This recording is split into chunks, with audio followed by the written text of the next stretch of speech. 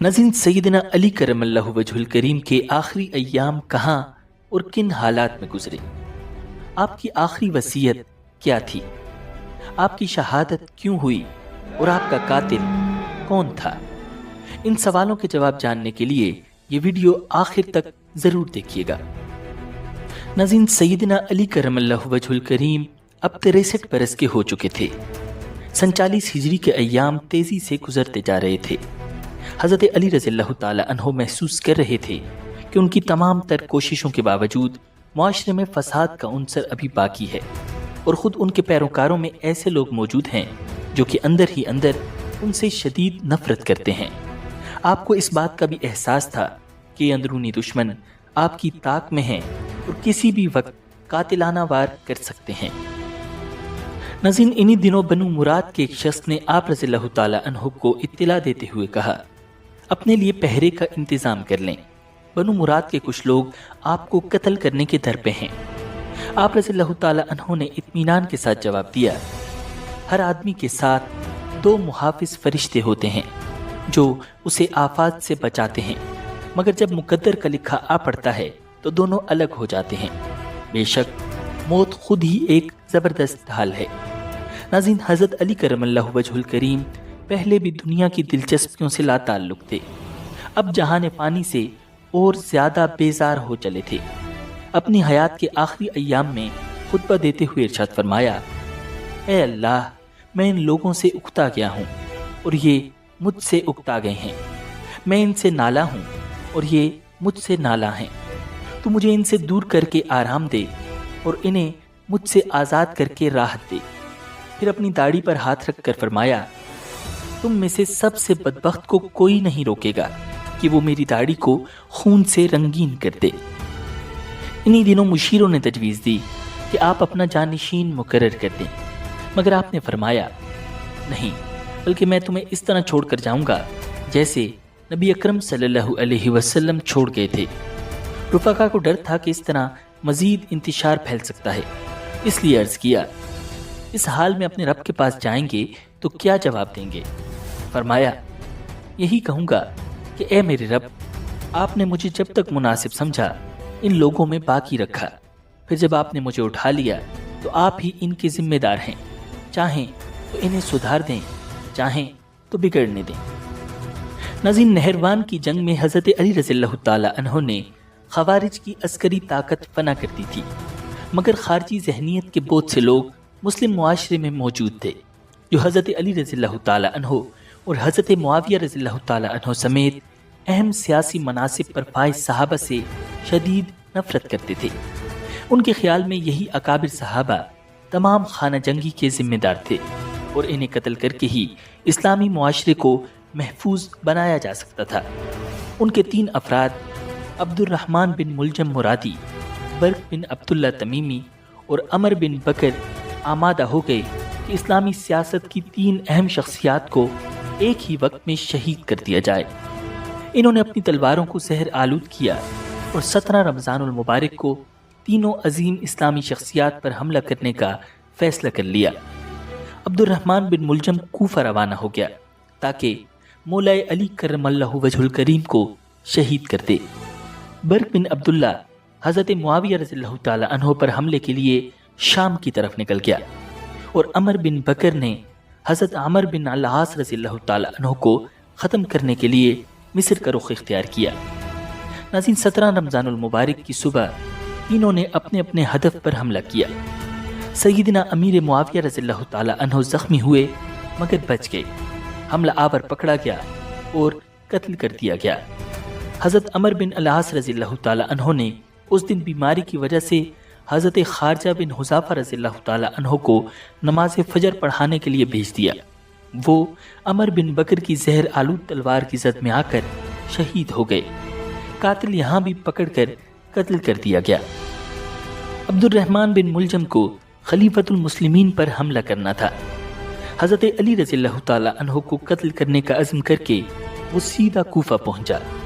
वहाँ एक और खारजी शबीब बिन बजरा को भी साथ मिला लिया। नाज़रीन, 17 रमज़ानुल मुबारक की शब जुम्मा थी। दोनों मस्जिद में हज़रत अली रज़ियल्लाहु ताला अन्हु की ताक में बैठ गए। امیر المومنین حضرت علی کرم اللہ وجہ الکریم سحری سے فارغ ہو کر صبح کی نماز کے لیے منہ اندھیرے مسجد میں تشریف لائے۔ جنوری کا مہینہ تھا، کوفہ میں سخت سردی پڑ رہی تھی۔ آپ حسب معمول لوگوں کو نماز کے لیے بلاتے ہوئے آ رہے تھے۔ آپ کے لبوں پر یہ صدا تھی، الصلاۃ الصلاۃ۔ آپ مسجد کی دہلیز پر پہنچے تھے کہ عبد الرحمن اور شبیب تلواریں سونگتے آپ کی طرف لپکے اور نعرے تحکیم لگایا، ان الحکم الا للہ۔ پھر چلائے، حاکمیت اللہ ہی کی ہے، اے علی نہ تیری ہے نہ تیرے ساتھیوں کی۔ یہ کہہ کر پہلے شبیب نے تلوار چلائی، مگر حضرت علی رضی اللہ تعالی عنہ بچ گئے۔ اتنے میں دوسری جانب سے عبد الرحمن نے سر پر زوردار وار کیا، تلوار پیشانی میں اتر گئی۔ آپ رضی اللہ تعالی عنہ لہو لہان ہو گئے۔ آپ نے اسی حالت میں آواز لگائی، یہ بھاگنے نہ پائیں۔ لوگ دوڑ کر آئے تو عبد الرحمن بن ملجم اور شبیب ان پر حملہ آور ہوئے تاکہ رستہ بنا کر نکل جائیں۔ شبیب تو بھاگ نکلا، البتہ ابن ملجم پکڑا گیا۔ حضرت علی رضی اللہ تعالی عنہ نے اسے بلوایا اور پوچھا، تجھے کس بات نے اس حرکت پر آمادہ کیا؟ وہ اس سوال کو نظر انداز کر کے فخر سے بولا، 1000 کی تلوار خرید کر اس پر 1000 کا زہر لگایا۔ 40 دن تک اس تلوار کو تیز کرتا رہا اور دعا کرتا رہا کہ اس سے بدترین انسان قتل ہو۔ اگر پورے شہر کے لوگ اس کے وار کے نیچے آتے تو اللہ کی قسم ان میں سے ایک بھی نہ بچتا۔ ناظرین، لوگ اس بدبخت کو مار ڈالنا چاہتے تھے، مگر حضرت علی رضی اللہ تعالی عنہ نے اس کے قضیے کو ملتوی کرنے کا حکم دیا اور فرمایا، اسے کھلاؤ پلاؤ، نرم بستر دو، قید میں اچھی طرح رکھو۔ اگر میں بچ گیا تو چاہوں گا تو معاف کر دوں گا، چاہوں گا تو بدلہ لوں گا، اور اگر میں مر گیا تو تم اسے بس تلوار کے ایک وار سے قتل کر دینا، اس کی لاش کو نقصان نہ پہنچانا۔ میں کل اللہ تعالیٰ کی بارگاہ میں اس پر دعویٰ کروں گا۔ ناظرین، زہریلی تلوار کے زخم سے آپ رضی اللہ تعالیٰ عنہ کے جسم میں زہر پھیل رہا تھا اور آپ کے بچنے کی کوئی امید نہ رہی تھی۔ آپ رضی اللہ تعالیٰ عنہ نے آخری وقت میں اولاد کو کئی اہم وصیتیں فرمائیں۔ آپ نے فرمایا، حسن، میں تمہیں اور اپنے سارے بچوں کو اللہ سے ڈرتے رہنے کی وصیت کرتا ہوں، مرتے دم تک اسلام پر ثابت قدم رہنا، اللہ تعالیٰ کی رسی کو مضبوطی سے تھامے رہنا، منتشر مت ہونا، رشتہ داروں سے صلہ رحمی کا برتاؤ کرنا، یتیموں کے بارے میں اللہ سے ڈرنا، پڑوسیوں کا خیال رکھنا، قرآن مجید پر عمل کرنے میں بڑھ چڑھ کر کوشش کرنا، نماز کا بہت اہتمام کرنا کہ یہ تمہارے نبی کی آخری وصیت تھی، اللہ تعالیٰ کی راہ میں اپنے مالوں اور جانوں سے جہاد کرتے رہنا، زکوٰۃ ادا کرنا کہ یہ رب کے غصے کو ٹھنڈا کرتی ہے، رسول اللہ صلی اللہ علیہ وسلم کے صحابہ کا لحاظ کرنا کہ رسول اللہ صلی اللہ علیہ وسلم نے ان کے بارے میں یہی تاکید فرمائی ہے، فقیروں، مسکینوں، غلاموں اور باندیوں کے بارے میں اللہ سے ڈرنا، لوگوں سے شائستہ کلامی برتنا،